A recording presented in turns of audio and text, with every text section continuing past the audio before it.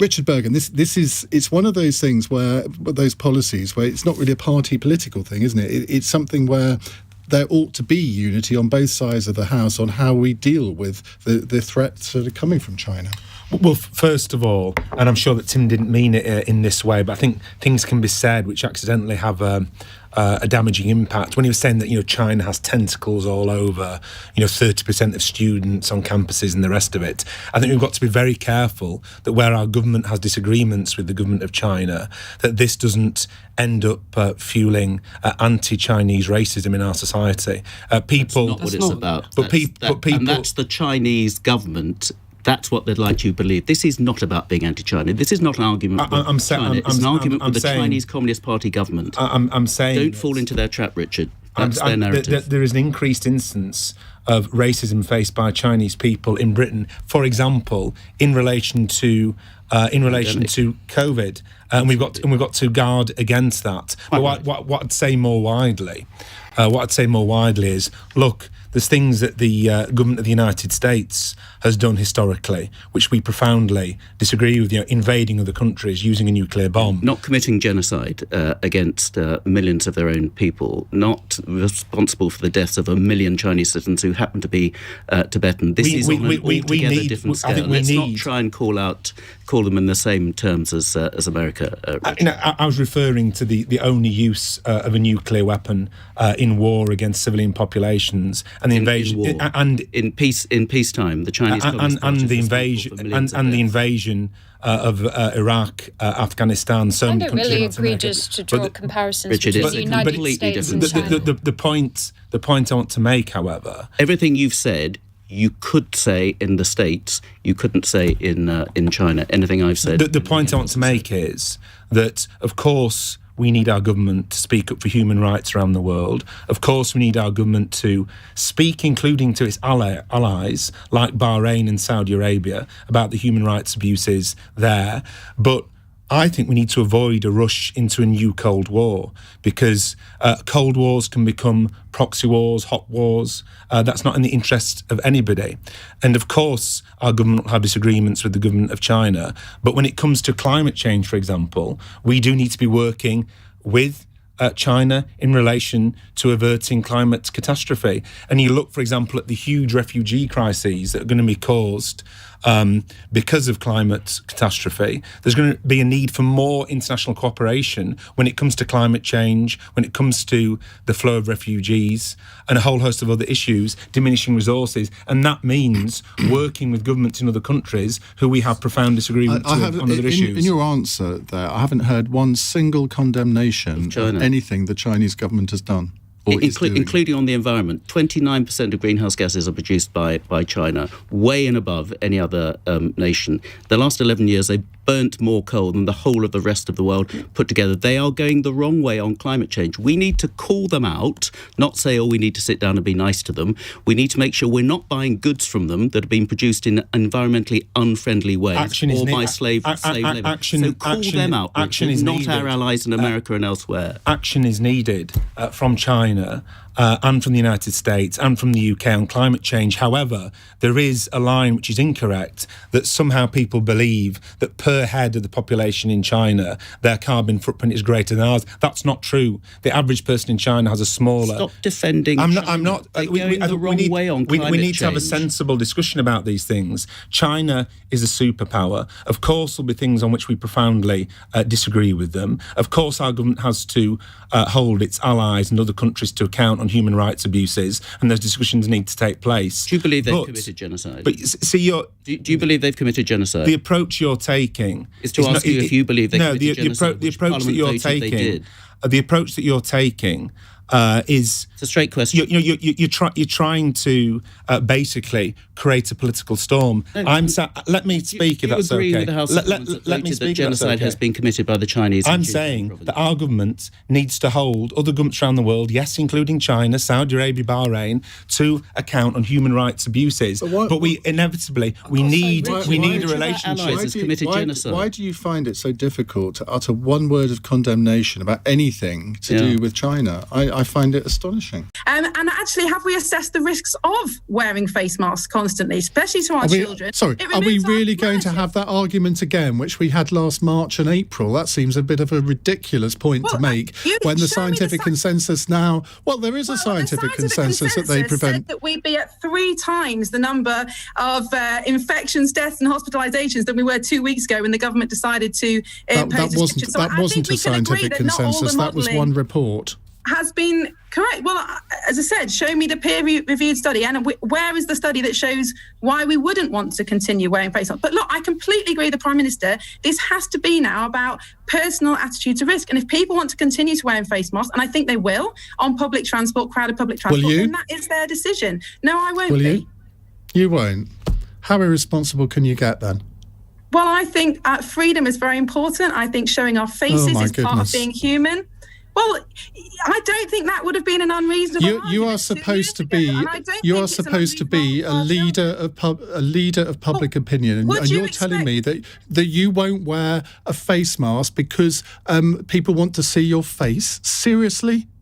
Well, I'm not sure they desperately want to see my face, but what my point is, 2 years ago, would we have told people that they were dangerous and irresponsible for not wearing a mask during flu season? No, we wouldn't. So where's the consensus for this? We need to arrive at the consensus for this, if that is the case, but there isn't the consensus there at the moment. This is a decision that was made in the middle of a pandemic, and now we're coming out of it.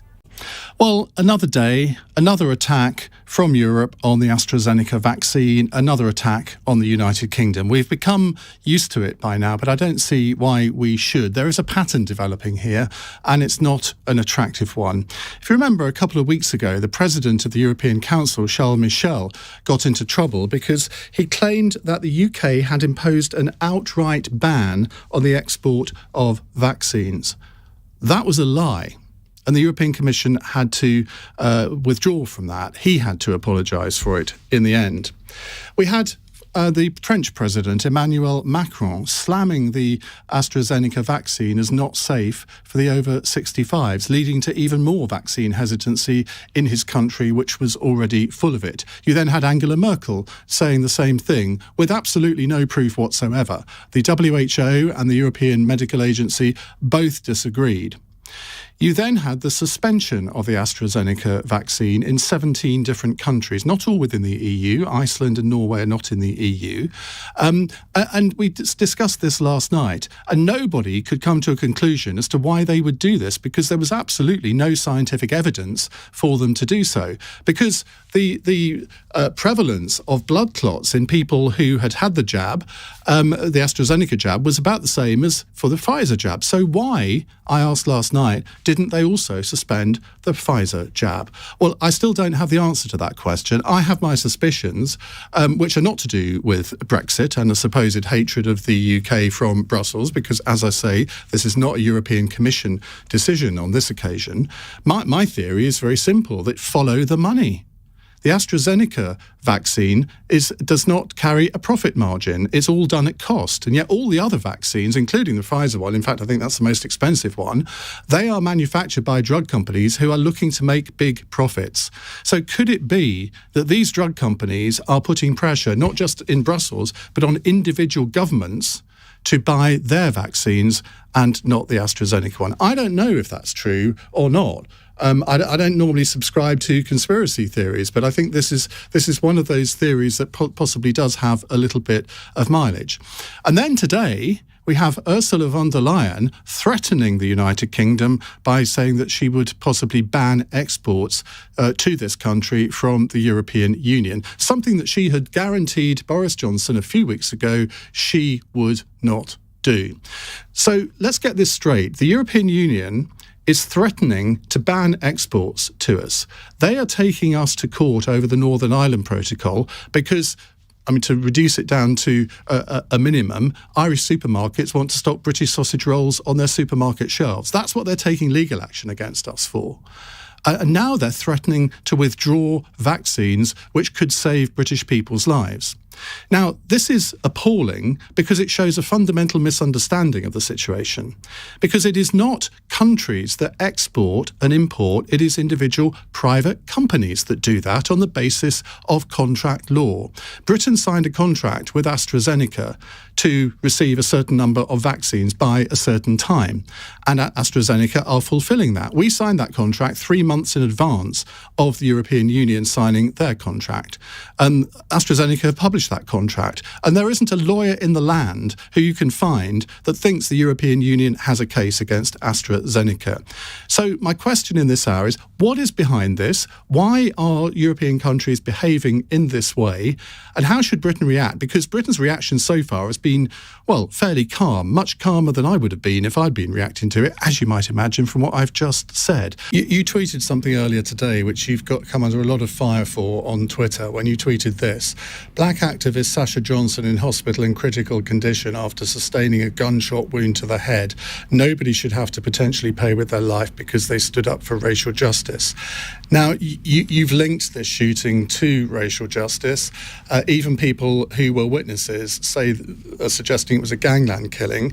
Haven't you actually inflamed racial divides by tweeting something when you hadn't done your homework?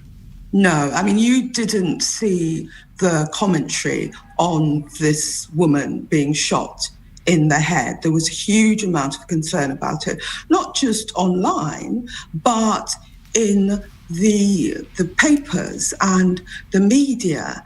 And she is a Black activist. She was shot in the head, and people were concerned as to why.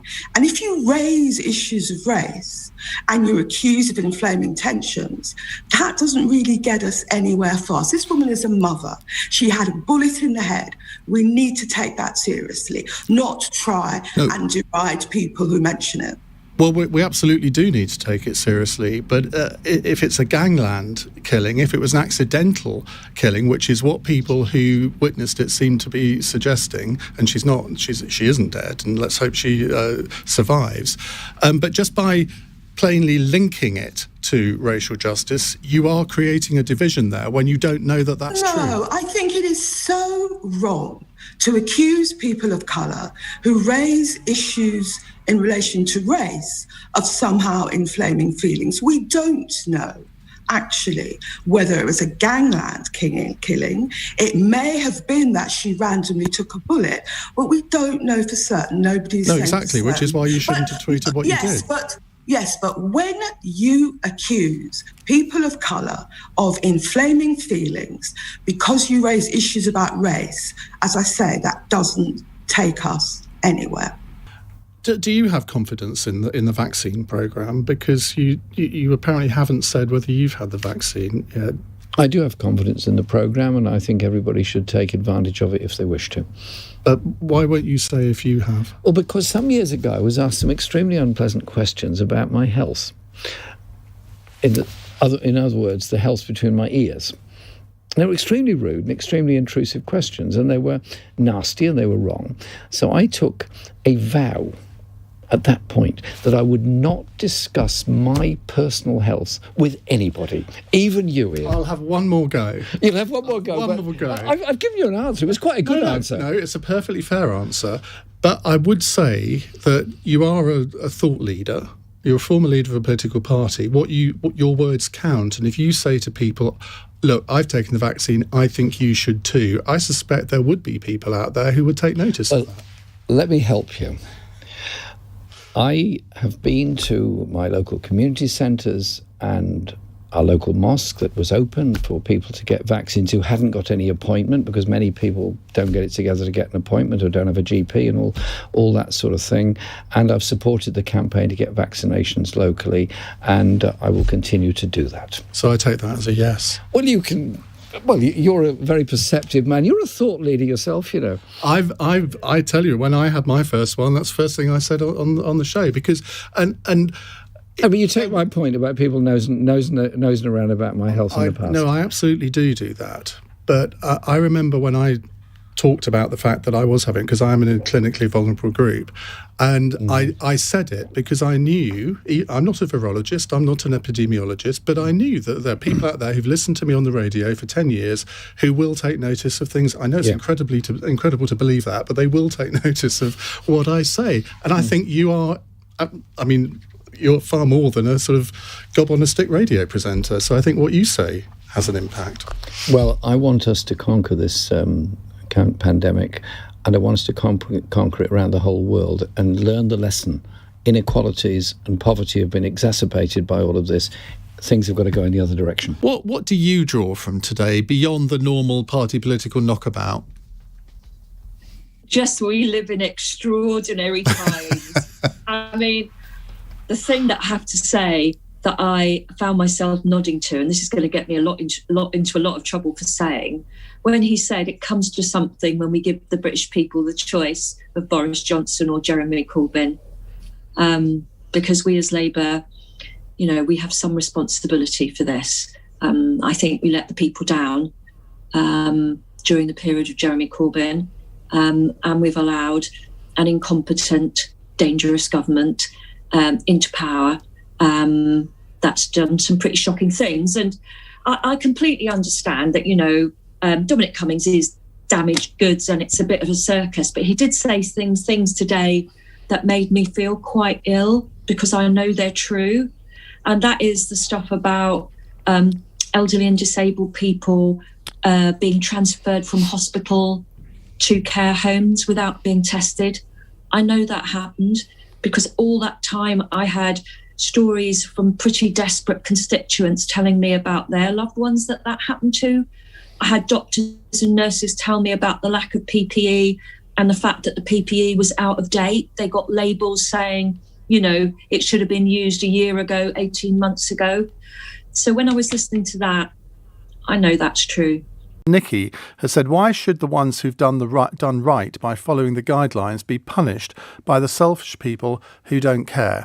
I agree with Nikki, and I wish everybody else did, because it is ludicrous to me that even now, when people can see that the rollout of the vaccine has been a massive success, that there hasn't been all the sort of terrible things happening to people that some people predicted at the beginning. It is clear that it does protect us both from getting coronavirus, not always, but mostly from getting it, and it protects us from getting it badly if we do contract it. So you look at the hospitalisation figures, they have plummeted. You look at the death figures, which are ranging between 2 and 10 every day now. Now, it's not fashionable to say this, but at some point there's got to be a discussion about, well, what is an acceptable level of deaths from coronavirus? A politician is never going to say this to you, but I will. A death rate of between 2 and 10 a day, I'm afraid we have to find as an acceptable death rate. Now, if it climbs up to the hundreds and thousands again, obviously that isn't. But the fact that some people refuse to get the vaccine for whatever reason, I don't really care what the reason is, they are not only putting themselves at risk, they are putting other people at risk, and they're jeopardising the 21st of June date, by which time we hope that the lockdown is fully lifted.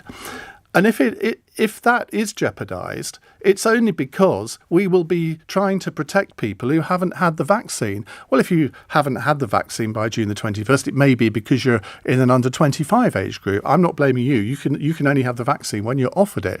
But if you are 50, 60, 70, 80 years old and you still haven't availed yourself of having the opportunity of the vaccine, I'm afraid you need your head read. You need your head examined, because there is no reason not to get it.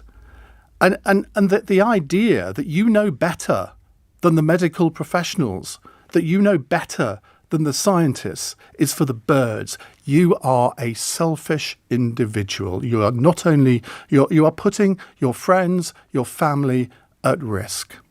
So just have a think about it over the next hour, because I want to hear from people who are in this position. As you can tell, I feel really, really strongly about this. I'm not going to shout at you, but I want to try and reason with you if you are in this position, because we can't continually keep this kind of lockdown going. Now, it's a great day today. A lot of people, we've heard that the theatres are reopening, the cinemas are reopening, hospitality is reopening. You heard the joy in Tyrone's voice there, the guy who owns a cinema in East London. 700 tickets he sold today. I mean, he was euphoric. Are you going to jeopardise his business by maybe putting it back under in June? I mean, please. But I think that for a lot of people around here, right, there's this idea that the Labour Party not only doesn't like its country, it actively hates it. It sneers at those who quite like the flag. It sneers at those whose values... Sorry, that is going way over the top. No political party hates its own country. What's the evidence for this? What's the evidence? Or is it just another piece of disinformation from the Donald Trump-loving turning point? I'm not involved with turning points, so I don't know where that's come from, Paul. It just shows you've got your facts right. No, what is the evidence? The evidence is that you all sneer at whenever we fly our flag. Give us a name. Give it momentum. Do it all the time, sneering at the flag, and you're heavily involved with that lot, aren't you? More commie than Corbyn. What? Say again, please. More commie than Corbyn. What does that mean? What does that mean? What does it mean that I spread disinformation in a Trumpian way? These things are you just did it again. And nonsense. So look, give me the name of somebody in the Labour Party with authority who has in any way sneered at the flag of the United Kingdom. Well, now with authority, look, you had the MP for Brighton, I can't remember the name of the constituency, who, when Keir Starmer had the Union Jack behind him, sneered at the fact that he was doing that. It's seen as the Labour leadership, it's seen as pandering to jingoistic tendencies through up and down the country. This is nonsense. When Robert Jenrick had the monarch behind him, there were, of course, Labour activists and all the rest of it saying that this is ridiculous. The most popular monarch in goodness only knows how long. Hold on a minute. You are allowed in this country to be a Republican. I am a Republican. Right, I didn't say you weren't. No, I am a proud British citizen, but I wish this country was a republic. But that doesn't mean I'm but most people disagree with you, though, Paul. That's the thing. No, but we're not talking about disagreement. We're talking about sneering. And so the point is, it's not unpatriotic of me to say I would prefer that we had an elected president rather than Her Majesty the Queen. It doesn't mean I don't stand up for the national anthem. It doesn't mean that I would in any way sneer at, calling, for example, the royal yacht after the Duke of Edinburgh. I'm in favour of all of that. But so what I'm trying to track down is you make an assertion, and it's an assertion that you throw in, and then you call us the media class. But really, the assertion has no basis in fact, does it? What? Unlike your assertion that the Tories are for the rich, when actually 14 million people voted Tory in 2019. And let me tell you, this council house that I'm in right now, that my mum bought under Margaret Thatcher's right to buy, is not the sign of someone who is for the rich or voting for a party that is for the rich. That was a ridiculous thing to say. The party has historically represented big business in Britain. All right. And the Labour Party now represents middle-class activists like you, Paul. Okay. There we are. So I'm hearing all these things about sports and the BLM this year, but what I'm not hearing is people open up the conversation to say, I used to be racist and I was racist and now I'm not racist. That would make a blimmin' good phone-in, actually, wouldn't it? So I, personally, used to be racist and now I'm not racist. And if I was to be penalised for that anywhere, my way of going around business would be to say, I used to be racist, and this was the journey I took, and this is why I'm not racist, and here I am, punish me or not. So tell me your story then.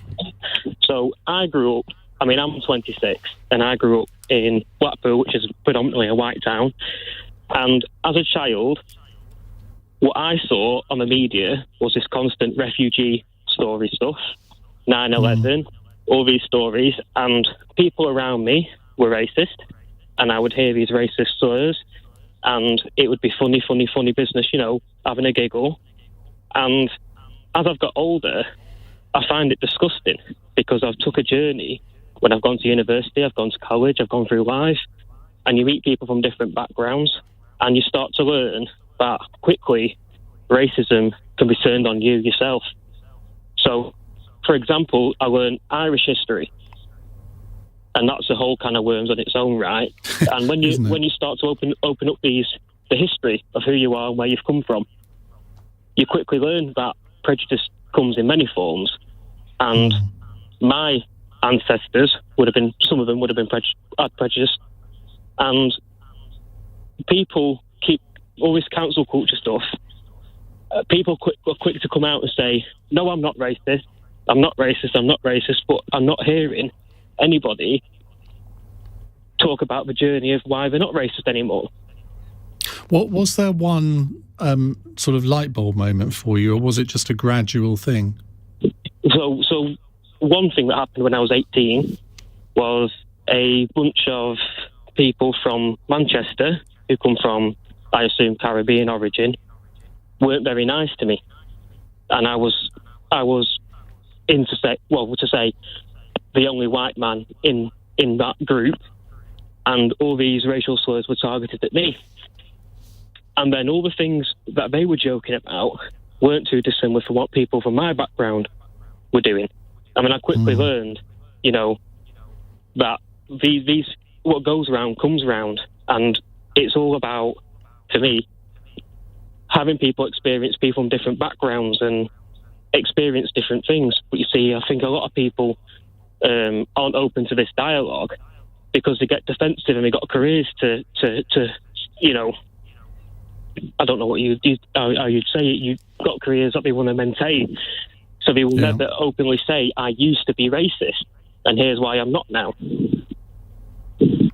So your point is that if you were held to the exact same standards as Ollie Robinson, your career might be a bit different. Well, I would use my platform to open up dialogue for other people.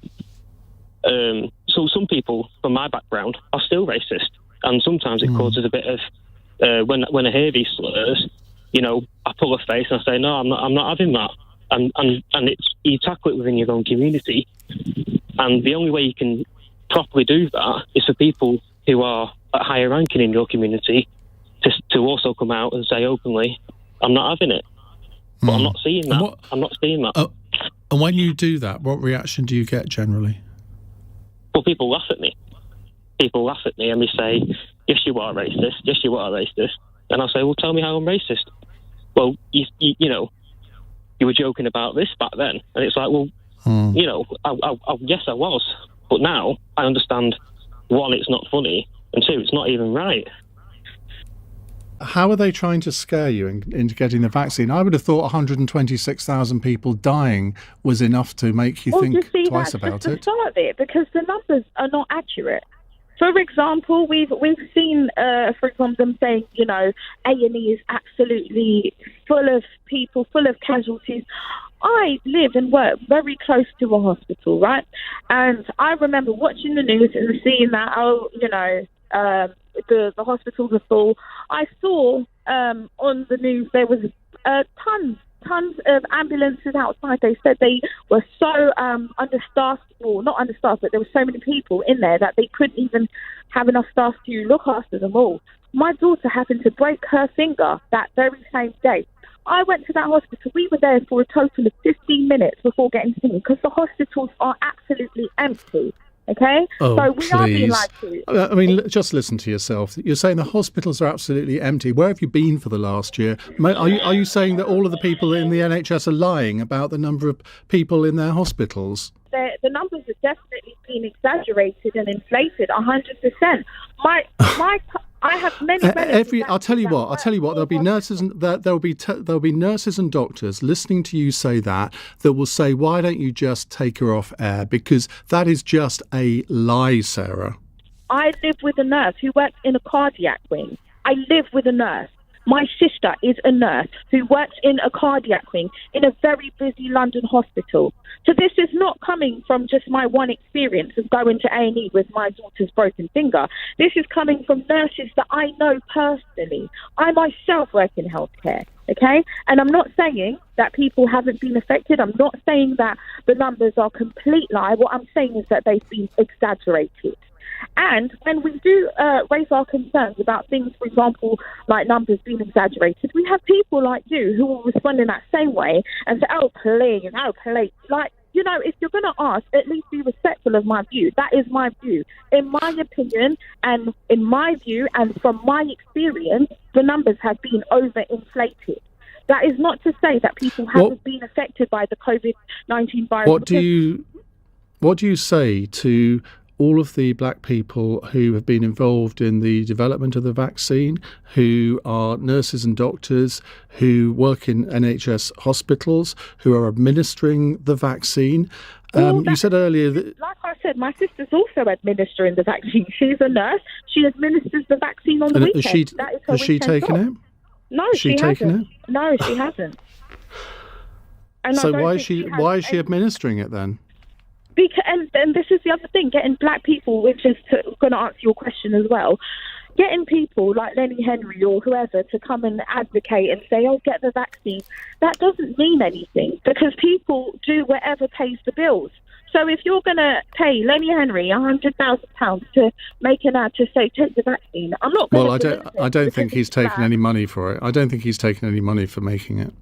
Well, anyone who's... that's the assumption. If I see Lenny Henry on TV advocating for go and get the jab, I'm suspicious, okay? I'm already feeling a bit, you know, suspicious of why so much pressure on the black community to get it. Get the vaccine, get the vaccine. There are so many more issues that affect just the black community. No, the reason is because, I mean, we're all under pressure to get it for all the reasons that we know about. And the fact is that not enough black people are getting it. So, yes, there will be public health campaigns. There will be pleas to GPs to try and increase it. There's no sinister reason behind it. What would be the sinister reason behind it?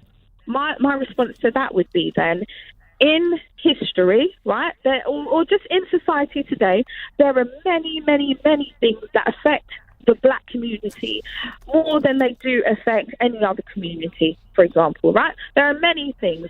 The government do never place so much importance on fixing this issue when it comes to black communities without us fighting for it. So it just is quite suspicious that firstly they wanted to so what are you suspicious about? What do you think they're trying to do? Sort of administer the vaccine and kill all black people or something? Is that what you're saying? The thing is, do you know what? In 5, 6, 7, 8, 9, 10 years, if people are still, you know, okay, and there's been no long-term effects of the vaccine, because you said, oh, well, you know, we know it's safe because of this, because of that, but at the end of the day, we don't know that it's safe. Okay? Well, it'll be too late by then. It'll be too late by then, because there'll be hundreds, if not thousands, of black people who will have died because they've got coronavirus because they didn't take the vaccine. That's the simple truth of it. And you're somebody who is sticking their head in the sand, I'm afraid.